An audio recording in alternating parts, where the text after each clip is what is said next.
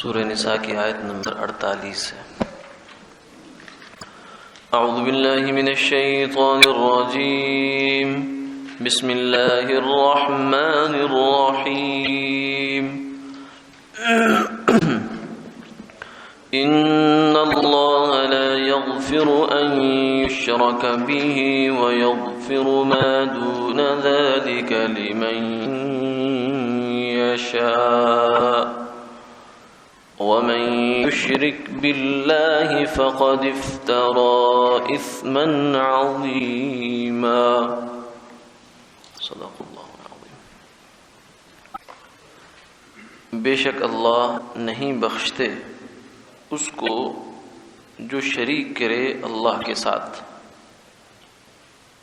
اور اس سے نیچے کے گناہ جس کے چاہیں بخشتے ہیں، اور جس نے اللہ کا شریک ٹھہرایا اس نے بڑا طوفان اور بہتان باندھا۔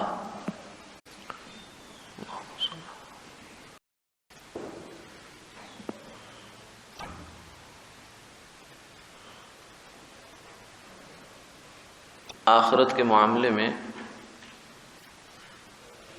جو لوگ بھی اس بات کے قائل ہیں کہ آخرت ہے اور جنت جہنم بھی ہے اور انسان کو اپنے کیے کا انجام بھگتنا ہے، ان کے ہاں اپنے بارے میں جو افراط و تفریط تھا وہ کافی زیادہ تھا۔ یہود و نصارہ تو کہتے تھے لن تمسنا النار الا ایاما معدودہ، اور اول تو لن يدخل الجنت الا من كان هودا او نصارى، کہ جنت میں جانا ہی ہم نے ہے، اور ہمارے جو بد عمل لوگ ہیں وہ چند دن جہنم میں جائیں گے، اس کے بعد آ جائیں گے۔ تو یہ کچھ غلط قسم کے تصورات باندھے ہوئے تھے۔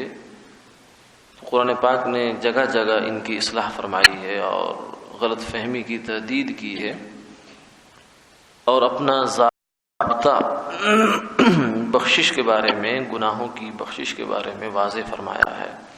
اللہ رب العزت نے جن میں سے ایک آیت یہ ہے جس میں یہ ضابطہ واضح ہوتا ہے کہ بخشش کا اصول کیا ہے۔ اللہ کی قدرت تو یہ ہے کہ اگر وہ پوری کائنات کو، پوری مخلوق کو بلا وجہ، بغیر کسی ریزن بتائے جہنم میں ڈال دیں خدا نخواستہ، تو ان سے کوئی پوچھ نہیں سکتا۔ لا یسأل عما یفعل وهم یسألون، اللہ کے کیے کی کوئی پوچھ نہیں ہے، کیونکہ پوچھتا وہ ہے جو بڑا ہوتا۔ ایکسپلینیشن کال جو ہوتی ہے وہ دیتا ہے جو بڑا ہوتا ہے کہ آؤ بھائی کیوں کیا یہ کام آپ نے، بتاؤ۔ تو اللہ سے بڑا کون ہے جو پوچھے؟ اور وہ جو بھی کرے وہ عین انصاف ہے، وہ ظلم نہیں ہے۔ ظلم تو کی ملکیت میں ہوتا ہے، مخلوق تو ساری ہے ہی اللہ کی ملکیت، ظلم کیسے ہو؟ اور اسی طریقے سے اگر وہ پوری کائنات کو، پوری مخلوق کو جنت میں لے جائیں تو ان سے پوچھنے والا کوئی نہیں ہے، ٹھیک۔ لیکن یہ تو قدرت ہوگی اللہ کی، اور اس چیز پر اللہ کو پوری قدرت حاصل ہے، آج بھی ہے، کل بھی ہے، آئندہ بھی ہوگی، کہ اللہ کسی کو بھی بخشنا چاہیں بخش دیں اور کسی کو بھی عذاب دینا چاہیں دے لیں۔ لیکن اللہ نے ایک ضابطہ بیان فرما دیا اس آیت مبارکہ کے اندر کہ ہمارے ہاں ایک اصول ہے۔ اصول یہ ہے کہ جو بندہ ایمان کی حالت میں آ گیا، ایمان سے لے آیا، قبر میں ایمان سلامت لے کر چلا گیا، موت ہو گئی، آخری سانس آ گئی، تو اس کا معاملہ اللہ کے حوالے ہے۔ اس کے ساتھ کیا ہوگا یہ بھی فرمایا کہ ہماری مشیت پر ہے۔ ہم اس کو چاہیں بلا حساب کتاب جنت میں بھیج دیں، ہم اس کو چاہیں اس سے حساب لیں اور اس کے جو کیے کے سزا اس کو دیں، یہ ہماری مشیت ہے۔ ہاں، اس کے علاوہ جو بندہ ایمان لے کر دنیا سے نہیں گیا، کفر پر اس کا خاتمہ ہوا، زندگی کفر پر گزری، یہ خاتمہ کفر پر انسان کا ہو گیا، اللہ کے انکار پر ہو گیا، یا شرک کر کے چلا گیا۔ یہ دو گناہ ایسے ہیں جن کی بخشش نہیں ہے، یہ بھول جاؤ۔ لا یغفر، اللہ نے اپنے اوپر یہ لازم کر لیا ہے، اس کا وعدہ ہے اور وعید ہے، اور اس کے خلاف وہ نہیں کریں گے، کبھی نہیں ہوگا۔ ایسا ہوگا نہیں. کر سکتے ہیں، ان کو طاقت حاصل ہے، لیکن وہ کریں گے نہیں. انہوں نے ایک وعدہ کیا ہے، ایک اپنی بات کی ہے، یہ بات کبھی غلط نہیں ہو سکتی. ان اللہ لا یخلف المیعاد. تو شرک اور کفر یہ دو اتنے بڑے گناہ ہیں کہ ان کی بخشش کبھی بھی نہیں ہے، اس لیے کہ یہ انسان کے بنیادی جو فریضہ ہے زندگی کا اس میں کوتاہی ہے. کیونکہ انسان کی تخلیق کا مقصد کیا ہے، ہمیں کیوں اللہ نے پیدا کیا؟ وما خلقت الجن والانس الا لیعبدون ای لیعرفون، کہ جن و انس کو میں نے پیدا کیا ہے اپنی عبادت کے لیے. مفسرین نے کہا عبادت سے مراد یہاں ہے معرفت، مجھے پہچانے میں کون ہوں، مجھے جانے. اور اس کے پھر کئی طریقے ہیں. من عرف نفسه فقد عرف ربہ، اپنے آپ پہ غور کر لو تو بھی میرے تک پہنچ جاؤ گے. کائنات پہ غور کر لو، وفی انفسکم افلا تبصرون، اور سنریہم آیاتنا فی الآفاق، یہیں سے بھی غور کر کے میرے تک پہنچ سکتے ہو، پہنچو، یہ تمہارا کام ہے. تو بنیادی ذمہ داری انسان کی یہ ہے کہ وہ اللہ کو پہچانے، کما ہوا، جیسا وہ ہے ویسا پہچانے، ویسا مانے اس کو. یہ بنیادی ذمہ داری. کفر اور شرک یہ دو مسئلے جو ہوتے ہیں، کفر کا مطلب تو یہ ہے کہ اس بندے نے اللہ کو پہچانا ہی نہیں کسی درجے میں بھی، بالکل. جیسے اندھا ہے، مادر ذات اندھا ہے، اس کو تو روشنی کا ادراک ہی نہیں ہے، کہ کوئی چیز اس کے سامنے پڑی ہے اس کو نہیں پتا کیا ہے. وہ ٹٹول لے گا، اس کو کبھی کچھ سمجھ لے گا، کبھی کچھ سمجھ لے گا. جیسے اندھوں کا ہاتھی، کہتے ہیں اندھوں کے ہاتھ میں ہاتھی آ گیا، 5-6 اندھے تھے تو انہوں نے ہاتھی کو ٹٹول کر اس کے نقشے بنائے. کوئی کہنے لگا کہ ہاتھی جو ہے وہ چھاج کی طرح ہوتا ہے کیونکہ اس کا ہاتھ کان پر پڑا تھا. کوئی کہنے لگا ہاتھی پائپ کی طرح ہوتا ہے کیونکہ سونڈ کو اس نے ٹٹولا تھا. کوئی کہنے لگا کہ ڈھول کی طرح ہوتا ہے کیونکہ اس کا پیٹ پر ہاتھ پڑا. کوئی کہتا ہے کہ ستون کی طرح ہوتا ہے کیونکہ اس کو پاؤں ہاتھ میں آئے. کوئی کہتا ہے نہیں رسی کی طرح ہوتا ہے، اس کا ہاتھ دم میں پڑا تھا. تو اندھا جو ہے وہ بیچارہ تو پھر حقیقت ایسی تلاش کرتا ہے ٹٹول کر. تو جو کافر ہے جس نے خدا کا بالکل انکار کیا، وہ تو خدا کو جانے ہی اس نے. اور جو مشرک ہے، مشرک خدا کو غلط جانتا ہے، جانتا ہے کہ خدا ہے لیکن اس کو صحیح سمجھا نہیں اس نے. یعنی یہ اس کو ادراک صحیح نہیں ہو پایا کہ اللہ کیا ہیں. وما قدر اللہ حق قدرہ.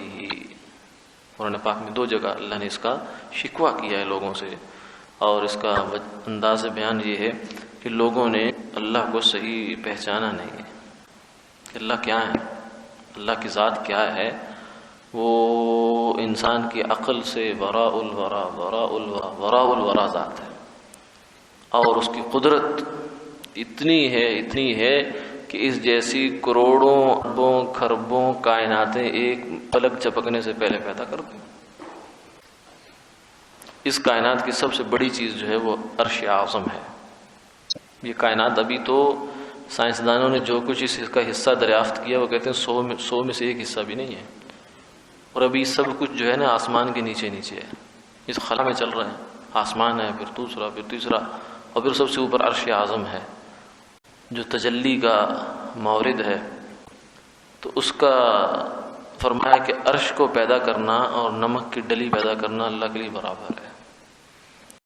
کیونکہ یہ چھوٹے بڑے سائز یہ ہمارے لیے ہیں، اللہ کے لیے نہیں ہے.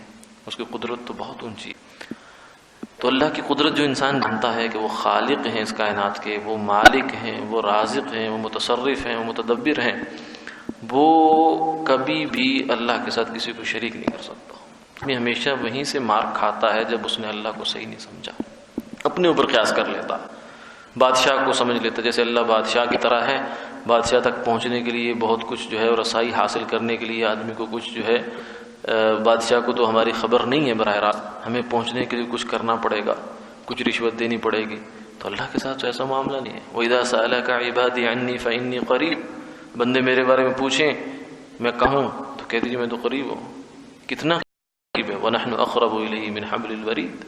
ہم تو شاہرگ سے بھی زیادہ قریب ہیں. اپنی تنہائیوں میں، یعنی اتنے تم اپنے قریب نہیں ہو، انسان اپنے آپ سے اتنا قریب نہیں ہے جتنا اللہ انسان سے قریب ہے. سننے والا وہ، جاننے والا وہ، خزانے اس کے ہاتھ میں، سب چیزیں تو اس کے ہاتھ میں. پھر انسان اس کو چھوڑ کر کسی اور کی جانب جائے تو یہ اس نے اللہ کو پہچانا نہیں. ما قدر اللہ حق قدر.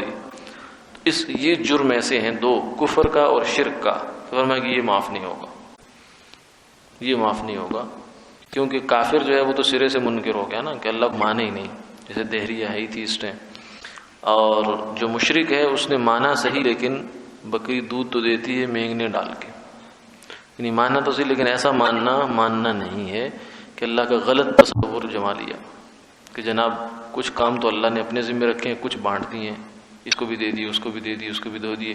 بھائی یہ بانٹنے کا کام تو وہ کرتا ہے جو خود عاجز ہو، جو محتاج ہو۔ اللہ تو محتاج نہیں ہے کسی کا، جو محتاج ہے وہ خدا نہیں ہو سکتا۔ جس خدا کو تم نے محتاج سمجھا ہے وہ خدا کو صحیح نہیں سمجھا، تم نے غلط چیز کو خدا سمجھ لیا، تو یہ بھی گویا کہ ایک درجے میں کفر ہی ہوتا ہے، شرک جو ہوتا ہے۔ اس لیے فرمایا کہ اس کی بخشش کبھی بھی نہیں ہے۔ وَمَن يُشْرِكْ بِاللَّهِ فَقَدِ افْتَرَىٰ إِثْمًا عَظِيمًا، جو بندہ شرک کرتا ہے وہ بہت بڑا، یعنی اتنا بڑا بہتان، اتنا بڑا بہتان، اتنا بڑا بہتان کہ جس کو اللہ کہہ رہے ہیں بہت بڑا بہتان ہے جس نے شرک کیا، اللہ کے اوپر یہ باندھ رہا ہے، تو ظاہر ہے کہ اس کی بخشش کیسے ہو سکتی ہے۔ ان الشرک لظلم عظیم، آپ کسی کا حق اٹھا کر دوسرے کو دے دیں تو کہا جائے گا کہ ظالم ہے۔ جج فیصلے میں غلطی کرے، یعنی ناانصافی کرے، کسی کا حق مظلوم کا اٹھا کر ظالم کو دے دے تو کہتے ظالم، بہت بڑا ظلم کیا اس نے۔ تو جو اللہ کا حق ہے، عبادت اس کا حق ہے، اور عقیدہ صحیح رکھنا اس کے بارے میں اس کا حق ہے، یہ اٹھا کر آدمی کسی اور کو دے دے تو اس سے بڑا ظلم کیا ہو سکتا ہے۔ ان الشرک لظلم عظیم، فرمایا کہ شرک سب سے بڑا ظلم ہے، اس لیے اس کی کبھی بھی بخشش نہیں ہوگی۔ آخر دعوانا الحمدللہ۔